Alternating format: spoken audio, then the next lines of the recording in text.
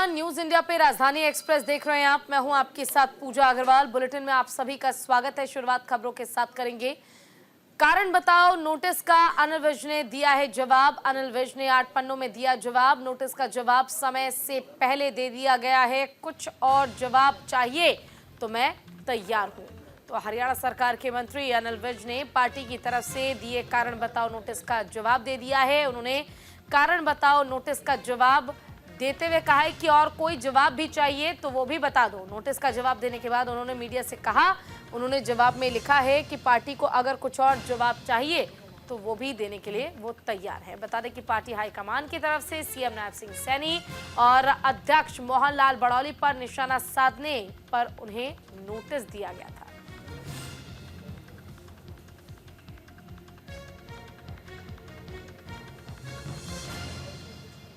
गया था, मैंने जवाब भेज दिया है।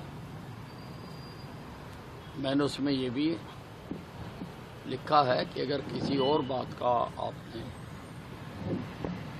जवाब चाहिए तो मुझे दे दें, वो भी मैं लिख के दे दूंगा। जितना मैं याद कर सका, जितना मैं सोच सका, वो मैंने लिख के दे दिया। नहीं, वो मीडिया में कैसे आया अब ये जांच का विषय है कि इतनी एक सीक्रेट कम्युनिकेशन है दो लोगों के बीच में, और वो मीडिया में कैसे आई, कौन लीक कर रहा है। अब पार्टी चाहे तो उसकी भी जांच करा सकती है, ना चाहे पार्टी की मर्जी है। ज्यादा जानकारी के लिए हमारे संवाददाता राहुल जाखड़ हमारे साथ जुड़े हुए हैं। राहुल, देखिए, अनिल विज को फिलहाल नोटिस दिया गया, कारण बताना था कि आखिर उन्होंने सीएम को लेकर इस तरह का जो अब तक बयान दिया है, इसके पीछे कारण क्या है। ऐसे में अनिल विज का अब एक और तेवर देखने को मिला। वो कहते नजर आए कि और भी कोई जवाब चाहिए तो वो भी बता दो, मैं वो भी जवाब दे दूंगा। क्या पूरा मामला है, इस पर अब तक क्या जवाब दिया गया अनिल विज की ओर से नोटिस का? जवाब दीजिए। जी देखिए, इलेक्शन का समय था और इलेक्शन के समय में अनिल विज को हराने के लिए कई पार्टी के कार्यकर्ताओं के नाम सामने आए थे। अनिल विज ने खुद आरोप लगाए थे और इसके बाद अधिकारी जो है वो भी कई संलिप्त पाए गए। अनिल विज की नजरों में ये सामने आया और अनिल विज का साफ तौर पर कहना है कि अंबाला के डीसी समेत कई अधिकारी ऐसे थे जो उनके खिलाफ थे। कई जगह अनिल विज के खिलाफ जो लड़ाई झगड़े की बात आई या उन पर हमले की बात आई, उससे लेकर अनिल विज ने डीसी अंबाला को लेटर लिखा था, ईमेल किया था और सुरक्षा मांगी थी कि 2 जगह ऐसी है जहां पर कुछ भी हो सकता है, इनसे घटना हो सकती है, उनके चुनावी कार्यक्रम में कुछ भी हो सकता है। और हालांकि हुआ भी ऐसे ही। अंबाला का एक गरनाला इलाका है और एक ताकुर पछोंडा इलाका है, वहां पर अनिल विज जब चुनावी कैंपेन कर रहे थे तो उस दौरान कई लोग आ गए उनके कैंपेन में, उनका विरोध हुआ, गाली गलौज तक की नौबत आई, हाथापाई तक की नौबत आई, लेकिन पुलिस जो है वो पुख्ता मुहैया नहीं कराई गई। जिसके बाद अनिल विज ने जो है हाईकमान को लिखा और चुनाव आयोग को लिखा कि उन्होंने पहले ही जानकारी दे दी थी कि इनके चुनाव कार्यक्रम में कुछ भी हो सकता है, उनकी जान को भी खतरा है, साथ साथ कार्यकर्ताओं के साथ भी कुछ हो सकता है, लेकिन सुरक्षा नहीं दी गई। इसके बाद जब इलेक्शन जीत गए अनिल विज और उसके बाद हाईकमान को अनिल विज ने लिखा कि मेरे साथ ये हुआ है और ये लेटर मैंने पहले ही दे दिया था, ईमेल पहले ही कर दी थी, लेकिन प्रशासन ने इस मामले पर कोई संज्ञान नहीं लिया। तो वही गठबंधन वही जो है अपने संगठन को लिखा कि पार्टी के कुछ लोग जो है उनके खिलाफ चल रहे हैं, उन्हें चुनाव हराने का काम कर रहे हैं, लेकिन 2 दिन बीत जाने के बाद भी न पार्टी की तरफ से कोई जवाब आया, न प्रशासन की तरफ से कोई जवाब आया। तो अनिल विज ने बयान दिया कि जो मुख्यमंत्री है हमारे हरियाणा के, वो हेलीकॉप्टर में चल रहे हैं, नीचे धरती पर नहीं है, धरातल पर नहीं है, जो मेरी बात नहीं सुन रहे, सरकार के एक मंत्री की बात नहीं सुन रहे, तो जनता की क्या ही सुनते होंगे और क्या ही सुनेंगे, इस तरह का बयान दिया था। जिसके बाद अनिल विज को अब अभी तो 2 दिन पहले जो है एक चिट्ठी जारी हुई है हाईकमान की तरफ से, और वो वायरल भी हुई। उसके बाद ये सारा मामला जो है वो सामने आया, और अनिल विज पिछले 3 दिनों से बेंगलोर थे। कल देर रात जो है वो लौटे, और मोहाली एयरपोर्ट पे भी पत्रकारों का उन्होंने जवाब दिया। सीधा उन्होंने कहा कि मैं 3 दिन से बाहर था और अब आया हूँ, घर जाऊंगा, ठंडे पानी से नहाऊंगा, रोटी खाऊंगा और फिर जवाब दूंगा। और अनिल विज समय के और पे पाबंद है, जो अपनी जुबान से वो बोल देते हैं वो उस पर टिक उतरते हैं। और उन्होंने देर रात ही 8 का एक जवाब बनाया। जैसा कि आज अनिल विज ने बयान दिया कि मैंने जो जो मुझे याद था वो सब लिख दिया है हाईकमान को, और साथ ही चिट्ठी वायरल हुई उसको लेकर भी कहा कि एक सीक्रेट चिट्ठी है, वो कैसे वायरल हुई ये भी बड़ी बात है। इसको लेकर वो हाईकमान।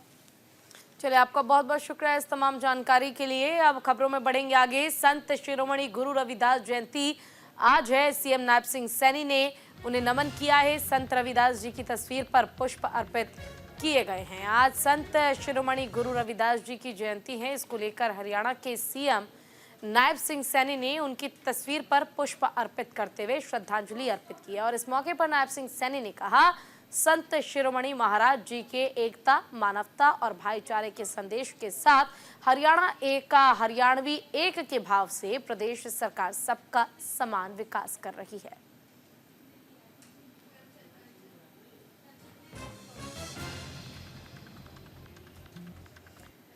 वहीं किसान नेता बलदेव सिंह सिरसा की बिगड़ी तबीयत, पटियाला के राजेंद्रा अस्पताल में उन्हें भर्ती कराया गया। सीने में दर्द की शिकायत के बाद अस्पताल में उन्हें भर्ती कराया गया। डॉक्टरों की निगरानी में चल रहा इलाज। डीएसपी सिटी सतनाम सिंह ने दी है इस बात की जानकारी। वरिष्ठ किसान नेता बलदेव सिंह सिरसा को अचानक सीने में दर्द की शिकायत होने पर पटियाला के राजेंद्र अस्पताल में भर्ती उन्हें कराया गया। सूचना के बाद डीएसपी सिटी सतनाम सिंह मौके पर पहुंचे। उन्होंने बताया कि माइनर हार्ट अटैक के चलते अस्पताल में दाखिल करवाया गया है। फिलहाल उनकी हालत स्थिर है और लगातार वो डॉक्टरों की निगरानी में है। वहीं खनौरी में मौजूद किसान नेता ने बताया कि सिरसा बीते कई महीनों से किसान के प्रदर्शन में शामिल रहे हैं।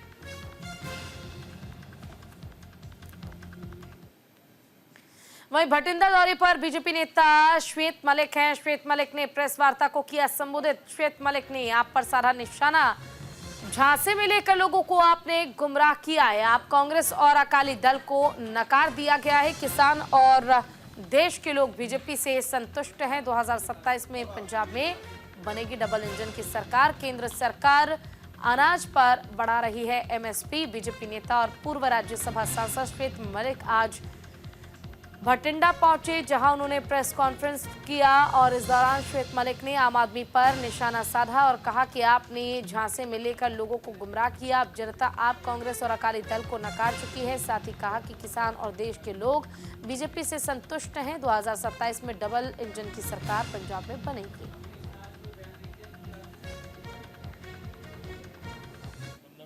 पालन किया मेरे कहने का मतलब है, पर विड्रॉ उन्होंने किया अपॉर्चुनिज्म ਦੇ ਵਿੱਚ ਉਹਨਾਂ ਨੇ ਵਿਡਰਾਅ ਕੀਤਾ, ਜਿਹਦਾ ਉਹ ਅੱਜ परिणाम ਭੁਗਤ ਰਹੇ ਨੇ ਕਿ ਕਿੱਥੋਂ ਕਿੱਥੇ ਆ ਗਏ। ਇੱਕ ਐਮਪੀ ਔਰ ਅਸੀਂ ਵਿਧਾਨ ਸਭਾ ਸੀਟਾਂ ਜਿੱਤੀਆਂ ਥੋੜੀਆਂ, ਤੇ ਉਹ ਤੇ ਸਾਡੇ ਐਮਐਲਏ ਤੇ ਉਹਨਾਂ ਦੇ ਐਮਐਲਏ ਬਰਾਬਰ ਹੋ ਗਏ। तो ਅੱਜ ਉਹ ਵਿਨਾਸ਼ ਦੇ ਉੱਤੇ ਆ ਗਏ, ਪਰ ਅਸੀਂ ਗਠਬੰਧਨ ਧਰਮ ਨਹੀਂ ਤੋੜਿਆ। ਇਹ ਮੇਰਾ मतलब है।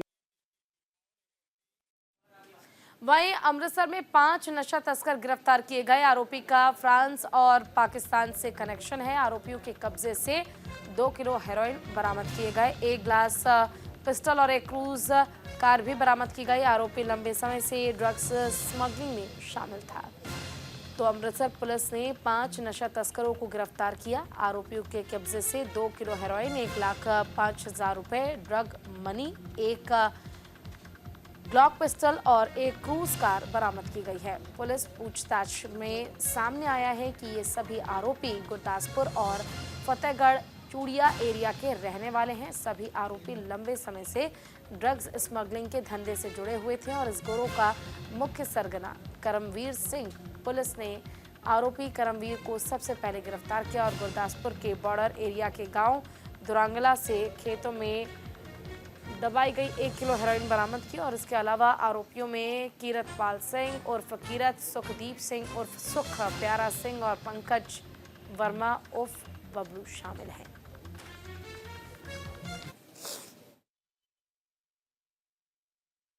PM ਸਾਹਿਬ ਦੀ ਜਿਹੜੀ ਨਸ਼ਾ ਵਿਰੋਧੀ ਮੁਹਿੰਮ ਦੇ ਵਿੱਚ ਸਾਨੂੰ ਕਮਿਸ਼ਨਰੇਟ ਪੁਲਿਸ ਅੰਮ੍ਰਿਤਸਰ ਨੂੰ ਬੜੀ ਵੱਡੀ ਕਾਮਯਾਬੀ ਮਿਲੀ ਹੈ।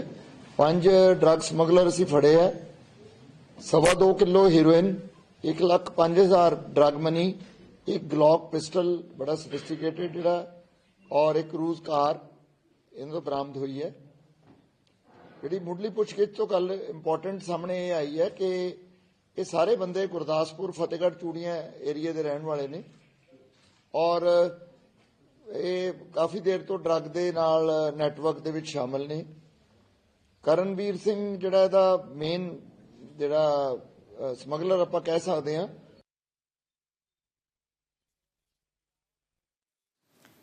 वहीं पंजाब के फिरोजपुर जिले में भारत पाकिस्तान सीमा के पास एक खेत से एक ग्लॉक पिस्टल और 2 मैगजीन बरामद की गई है। बीएसपी अधिकारी ने इस मामले में जानकारी देते हुए बताया कि गुप्त सूचना के आधार पर बीएसपी के जवानों ने तलाशी अभियान चलाया है और टीम फिरोजपुर के कामलेवाला गांव पहुंचे। तलाशी के दौरान एक खेत से एक ग्लॉक पिस्टल, 2 मैगजीन और 35 ग्राम संदिग्ध मादक पदार्थ बरामद किया गया है, जिसे अधिकारियों ने कब्जे में लेकर आगे की कार्रवाई शुरू कर दी है।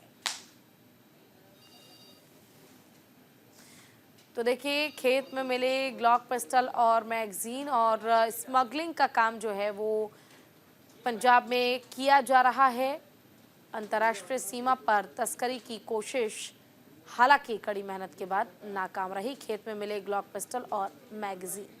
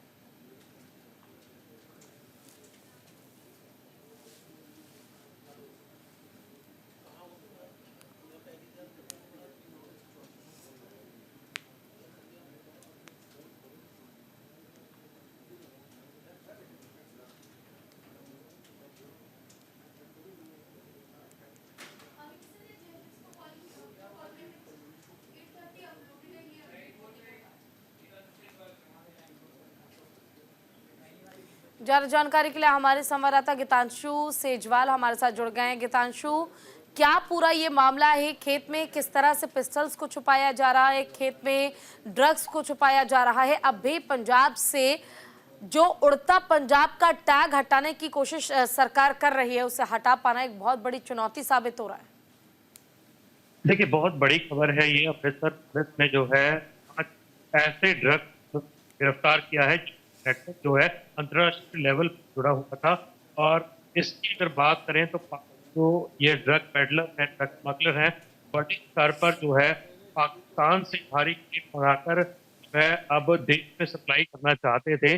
जो मुख्य आरोपी है जिसकी बात हो रही है करण की, अगर बात करें तो वह विदेश में सेटल होना चाहता था और उसके पे जो है डिपोर्ट होने के बाद नाकाम साबित हो रहे थे। तो उनको पूरा करने के लिए उसने अपने जो लिंक्स हैं फ्रांस में उसको इस्तेमाल किया और उन लिंक्स के जरिए कहीं न कहीं पाकिस्तान के साथ उस शिकार जुड़ते हैं और अपने साथ कुछ युवाओं को मिलाकर जो है इस तरीके की खेप जो है, चाहे वो हथियार हो, ड्रग्स हो, तो इस तरीके की खेप वो पाकिस्तान से मंगाकर जो है भारत देश में सप्लाई करना चाहता था। और यहाँ की जो युवाओं की अगर बात करें पंजाब की खासकर, तो ड्रग्स में जो संलिप्त करना चाहता था, तो एक बड़ा नेटवर्क जो है पुलिस ने किया है। अगर बात करें इनके पास से तो 2.5 के लगभग जो है ड्रग्स बरामद है और जिसकी कीमत अंतर्राष्ट्रीय मार्केट में की बताई जाती है। और एक पिस्टल बरामद हुई है और एक क्रूज गाड़ी है और कुछ लाख रुपए है जो कि कैश में बरामद की गए हैं, ड्रग्स मनी उसे बोलते हैं।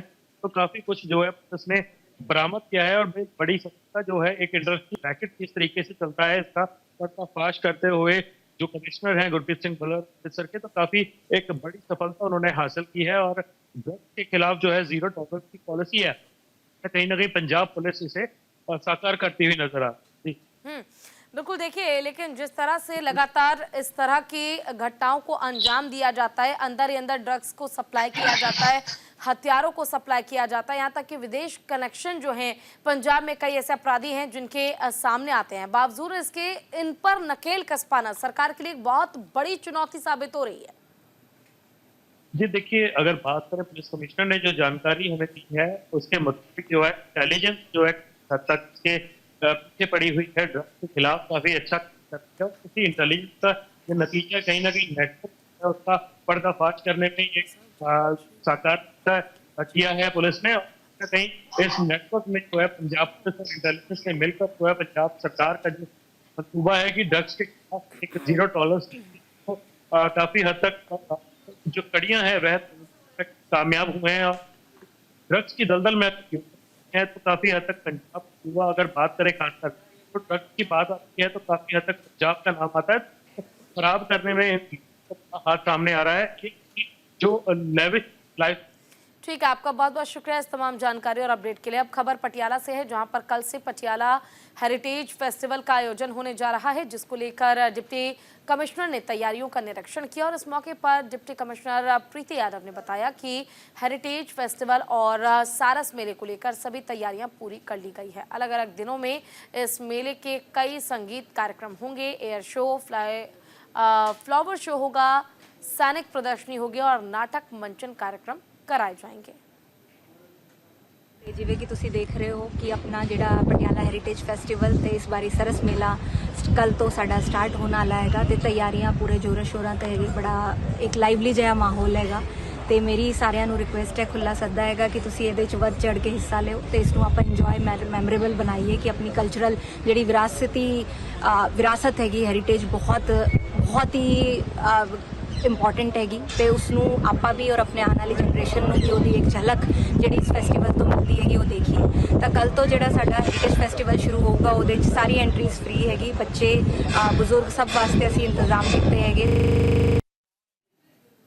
मेरठ के मेडिकल थाना क्षेत्र के ग्लोबल डायग्नोस्टिक सेंटर पर हरियाणा से आई स्वास्थ्य विभाग की टीम ने छापा मारा। टीम ने मौके से अस्पताल संचालिका महिला डॉक्टर छवि बंसल सहित 3 दलालों को अरेस्ट कर लिया, जो भ्रूण लिंग जांच का अवैध काम कर रहे थे। टीम को लंबे समय से यहां गर्भस्थ शिशु के लिंग जांच की शिकायत मिल रही थी। टीम ने मंगलवार को अचानक रेड डाली। छापेमारी के दौरान हरियाणा स्वास्थ्य विभाग टीम को मरीजों का भी कोई रिकॉर्ड नहीं मिला। टीम ने सेंटर में आने वाले मरीजों का डाटा मांगा तो स्टाफ डाटा नहीं दे सके। मौके पर मेरठ स्वास्थ्य विभाग की टीम, मेडिकल थाना पुलिस और प्रशासनिक अफसर भी पहुंचे। काफ़ी संख्या में निजी डॉक्टर, न्यूटीमा अस्पताल के डॉक्टर और IMA के मेंबर डॉक्टर्स भी मेडिकल थाने पहुंच गए और डॉक्टरों ने पूरे मामले पर आपत्ति जताते हुए कहा ये बिल्कुल गलत एक्शन है, इस तरह डॉक्टर्स का शोषण किया जा रहा है। और जैसे अपने जो हमारे PNDT के नोडल ऑफिसर हैं डॉक्टर विश्वजीत राठी, उनकी अध्यक्षता में अपनी टीम बनाई और टीम ने एक डिकोय पेशेंट जो हमारा पहले से ही हमने इसकी सूचना मिल रही थी तो जसिया से हमने एक डिकोय पेशेंट लिया और हम इस जो सेंटर जो कल पकड़ा है हमने, इस सेंटर पे हमारा डिकोय पेशेंट गया, वहाँ पे उसका अल्ट्रासाउंड किया गया। अल्ट्रासाउंड जो किया गया वो एक तो बगैर एफओम जो कंपलसरी होता है PCPNDT एक्ट के अंदर, किसी भी गर्भवती महिला का अल्ट्रासाउंड करने से पहले उसका एफओम भरा जाना था। और साथ ही साथ हमारा जो डिकोय पेशेंट था उसकी सेक्स भी उन्होंने बताया, सेक्स के बारे में भी बताया।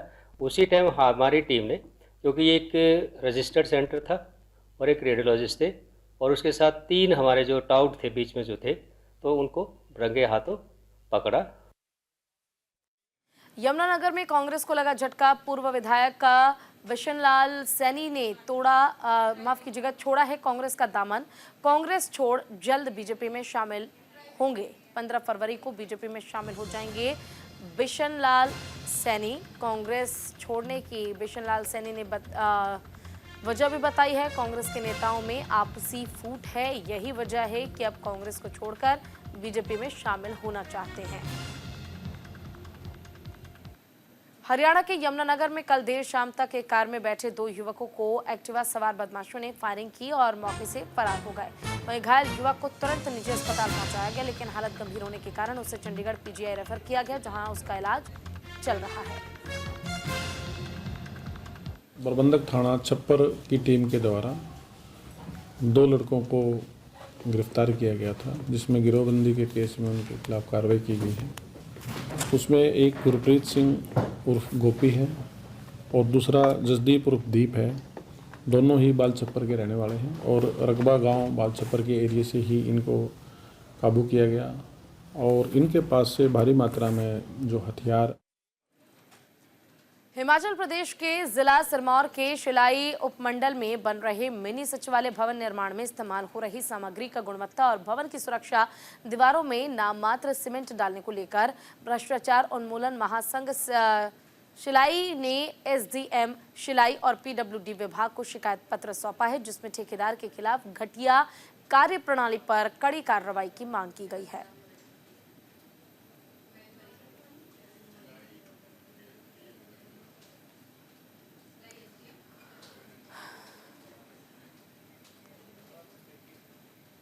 डोर टू डोर योजना की सच्चाई जानने के लिए सीएम फ्लाइंग की टीम ने नगर परिषद सदर अंबाला छावनी के कार्यालय में दबिश दी। लगभग 7 घंटे तक टीम ने डोर टू डोर योजना से जुड़े दस्तावेजों को खंगाला। जब टीम ने दस्तावेजों के आधार पर जांच की तो कूड़ा इकट्ठा करने में लगाई गई 21 गाड़ियां कम मिली, 4 वाहनों के पंजीकरण नंबर नहीं थे और इसके अलावा कूड़ा उठाने का काम बिना तिरपाल ढके वाहनों से किया जा रहा था। जबकि कर्मचारियों की संख्या में कमी को लेकर भी कुछ जानकारी सीएम फ्लाइंग की टीम ने जुटाई है। अब जल्द ही इसकी विस्तृत रिपोर्ट तैयार करके मुख्यालय भेजी जाएगी ताकि मामले में आगामी कार्रवाई की जा सके। फ्लाइंग से कुछ अधिकारी आज नगर परिषद अंबाला सदर में आए हैं। उनके द्वारा मतलब सैनिटेशन से ब्रांच से रिलेटेड कुछ डॉक्यूमेंट्स की मांग की गई है, वो सभी डॉक्यूमेंट्स उनको प्रोवाइड करा दिए गए। इसके बारे में कोई फाइंडिंग निकल के आती है तो उस पर। बुलेटिन में इतना ही। नमस्कार।